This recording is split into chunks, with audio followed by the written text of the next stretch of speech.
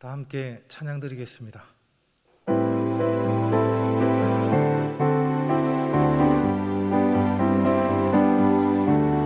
주님의 영광 나타나셨네.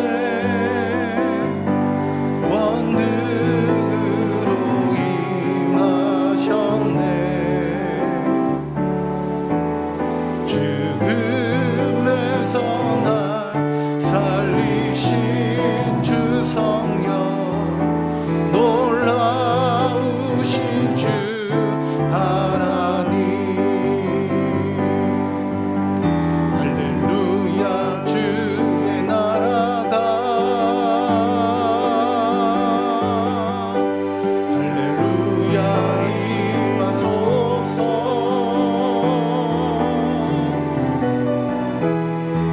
나는 선포하리 만왕의 왕 예수, 주의 나라 임하시네.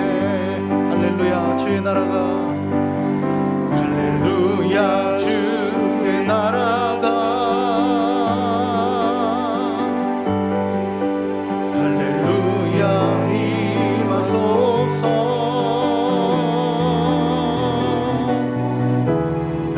나는 선포하리 만왕의 왕 예수, 주의 나라 임하시네. 이 시간 기도 제목을 보시면서 합심 기도하겠습니다. 하나님 감사합니다. 하나님 주인으로 모시는 성인을 내가 내 인생 주인 되었던 것을 하나님 회개하고 제 인생 어떤 모든 것을 하나님 나의 진짜 주인으로 모시고 사랑하게 하옵소서. 우리 내 인생에 참 주인이 하나님 모든 것을 책임져 주시고 주시는 그 은혜를 누리게 말씀해 주시옵소서. 나를 시대를 지키고 세대를 지킬 수 있는 포괄적 차별 금지고 주 성경을 막아 주시옵소서. 이번 나를 교회를 문을 들어가는 모든 나쁜 작정과 시도들이 무너지게 하여 주시옵소서. 여러 대형 교회를 이끌어가신 나를 모색하고 강력하게 붙들으시고 우리 시대를 잘 감당할 수 있는 성령의 지혜를 주시고 지상을 잘 감당하는 사역에 집중하실 수 있도록 모든 사단의 공격을 목사님 막아 주시옵소서. 우리 건강을 지켜주시고 가정을 부모님께서 평안하여 주시옵소서. 우리 목사님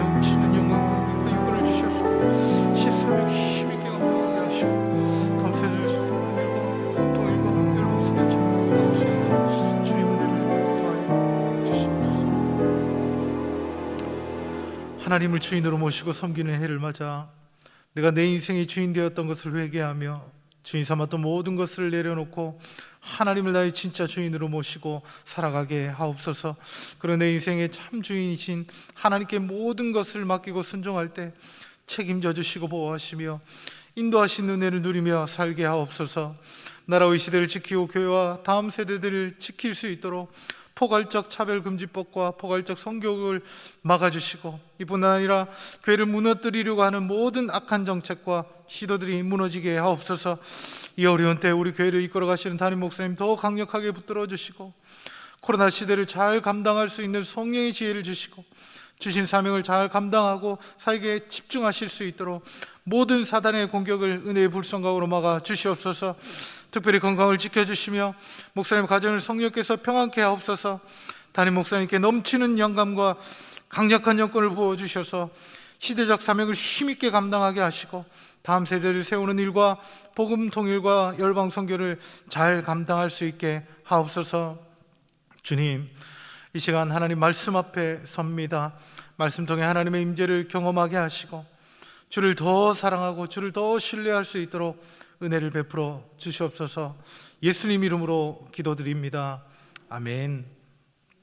오늘 하나님 말씀은 요한복음 16장 13절에서 14절 말씀입니다. 신약성경 175면에 있습니다. 요한복음 16장 13절에서 14절 말씀, 우리 함께 봉독하도록 하겠습니다.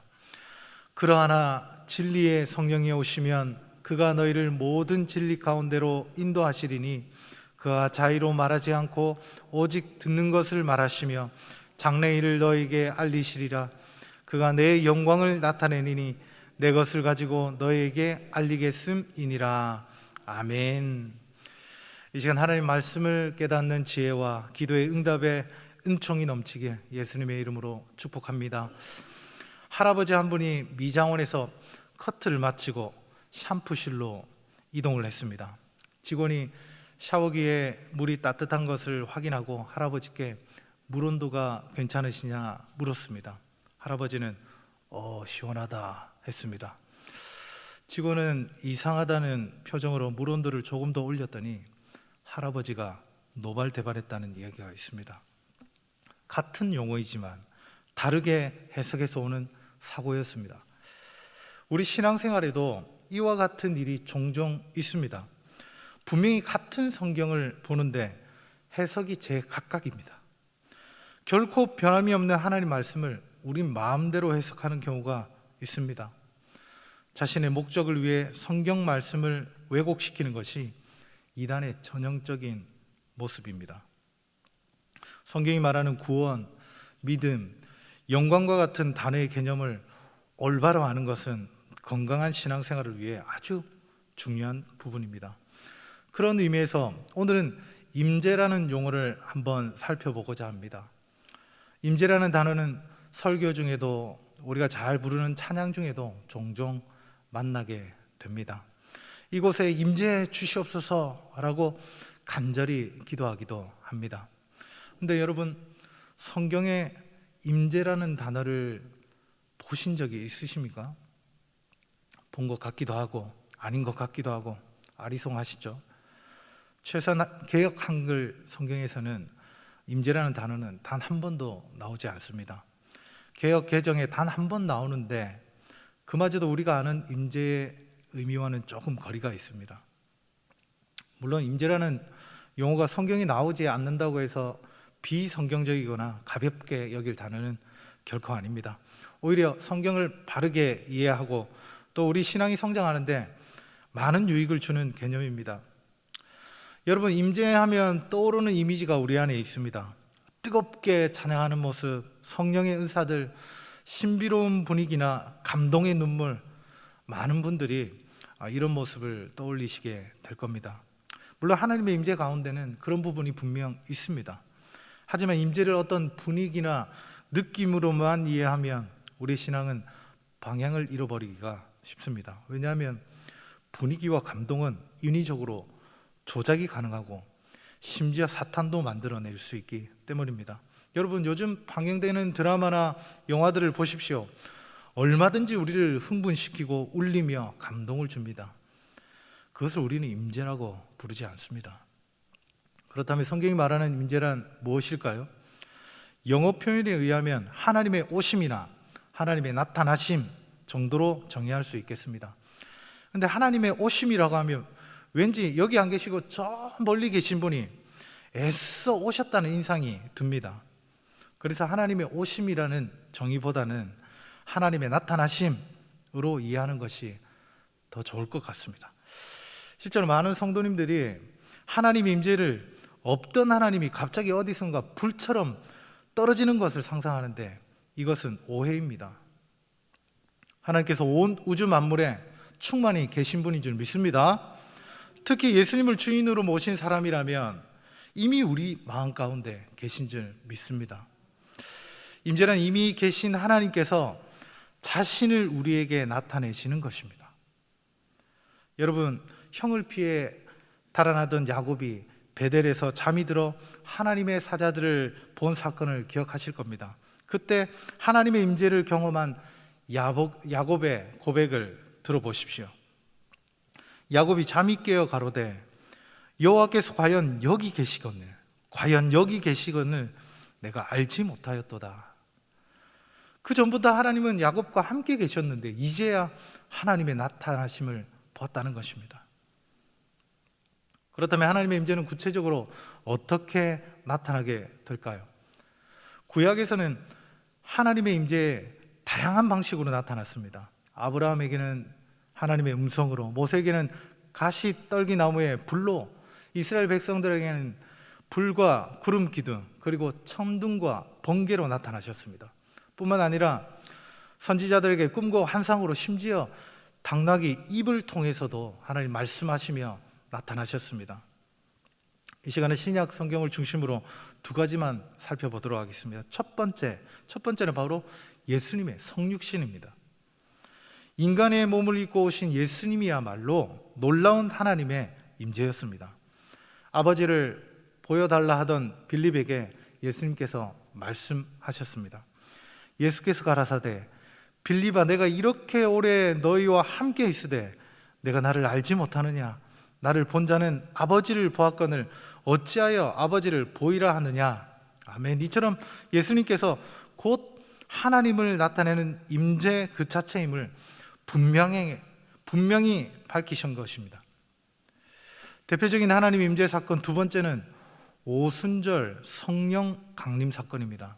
흔히 오순절 성령 강림을 하나님께서 신자들에게 어떤 능력이나 은사를 주신 사건 정도로 이해하는 경우가 많습니다.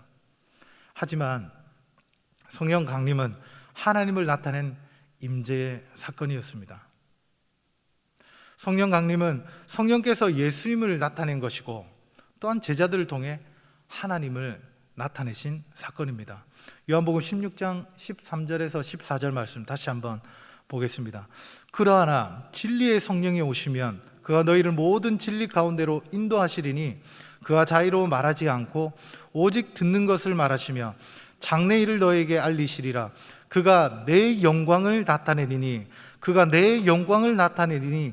내 것을 가지고 너희에게 알리겠음이니라. 아멘. 여러분, 이 말씀에 의하면 성령이 오신 가장 중요한 이유가 무엇이겠습니까? 믿는 자들에게 능력이나 은사를 주는 것이 아니라 바로 하나님의 영광을 나타내는 것이었습니다. 그리스도의 임재와 성령의 임재 모두 하나님을 나타내는데 그 초점이 있습니다. 여러분, 우리는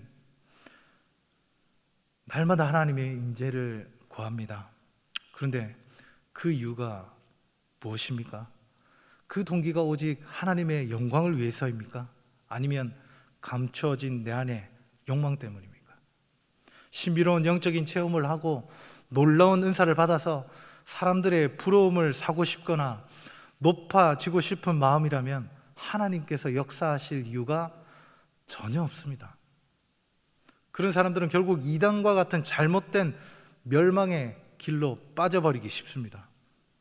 우리가 하나님의 임재를 구하는 목적은 오직 하나님의 영광을 위해서입니다. 우리를 통해 하나님의 영광이 드러나고 잃어버렸던 영혼들이 주께로 돌아오는 것입니다. 이 세상 가운데 하나님의 나라를 이루어가는 것입니다. 이것이 우리의 사명이요 우리 삶의 목적인 줄 믿습니다. 말씀을 마무리하겠습니다. 하나님의 임재는 하늘에서 떨어지는 불 같은 것이 아닙니다. 이미 우리 가운데 계셨던 하나님께서 자신을 나타내신 것입니다. 특별히 하나님을 진짜 주인으로 모신 성도들에게 성령께서 내주하십니다. 내주하시는 성령께서 그의 백성들을 결코 떠나지 않고 세상 끝날까지 함께하리라 약속하셨습니다. 이 사실을 깨달은 후 우리의 기도의 내용은 아마 달라질 것입니다. 예전에 저는 마치 저 멀리 계신 하나님을 향해 나를 만나달라, 불이라도 내려서 나를 복종케 해달라고 그런 심정으로 기도했습니다. 하지만 지금은 이미 내 안에 계신 성령께서 하나님의 뜻을 보여달라 기도합니다. 그리고 하나님의 뜻에 순종할 수 있는 믿음을 간구합니다. 그렇다고 오해나 하지 마십시오. 간절히 부르짖는 기도가 필요 없거나 잘못됐다는 말씀이 아닙니다. 부르짖는 기도는 하나님을 향한 우리의 간절한 마음을 표현하는 것입니다. 하지만 이방 종교들처럼 없던 하나님을 불러내듯이 기도하는 것은 잘못됐다는 의미입니다. 성령 충만 또한 없던 성령을 구하는 것이 아닙니다. 이미 내 안에 계신 성령님이 마음껏 역사하실 수 있도록 우리 자신을 내어드리는 것, 그것이 성령 충만입니다. 내 안에 계신 성령을 존중하고 정말 그분이 나와 동행하는 것처럼 살아가는 것이 성령 충만입니다. 어찌 예수님과 동행한다면서 거친 말을 쏟아내고 오만방자한 행동을 보일 수 있겠습니까? 예수님을 진짜 주인으로 모시는 것은 거창한 것이 아니라 하나님을 존중하며 살아가는 것입니다. 아무쪼록 여러분의 삶에 하나님의 임재가 충만해져서 하나님께 영광 돌리고 여러분을 통해 하나님 나라가 임하는 역사가 넘치길 예수님의 이름으로 축복합니다. 아멘. 우리 다 함께 기도 제목 읽고 기도하도록 하겠습니다. 하나님 아버지, 우리 삶 가운데 임재해 주시옵소서. 내 안에 계신 하나님을 존중하며 하나님 말씀에 순종할 수 있는 믿음을 주시옵소서. 하나님을 진짜 주인으로 모시는 우리의 삶을 통해 하나님께 영광 받으시고 하나님 나라가 임하옵소서. 다 함께 기도하겠습니다. 하나님 아버지, 은혜를 감사합니다. 우리 삶 가운데 임재해 주시옵소서. 하나님, 내 안에 계신 하나님을 존중하며 살게 하시고 하나님 말씀에 순종할 수 있는 믿음을 허락해 주시옵소서. 하나님을 진짜 주인으로 모시고 또 하나님 그 삶을 통해 하나님께서 홀로 영광을 받으시고 우리 삶을 통해 하나님 나라가 임하시옵소서. 주님 은혜를 베풀어 주시옵소서. 하나님 아버지, 하나님을 진짜 주인으로 모시는 인생 되게 주시옵소서. 날마다 하나님의 임재를 구하며 하나님 말씀에 순종할 수 있는 믿음을 허락해 주옵소서. 우리 삶을 통해서 하나님께서 영광 받으시고 우리를 사용해 주시옵소서. 예수님 이름으로 기도하옵나이다. 아멘. 우리 계속해서 담임 목사님과 교회, 나라와 민족과 선교사님을 위해 기도해 주시고 기도회를 마무리해 주시기 바랍니다.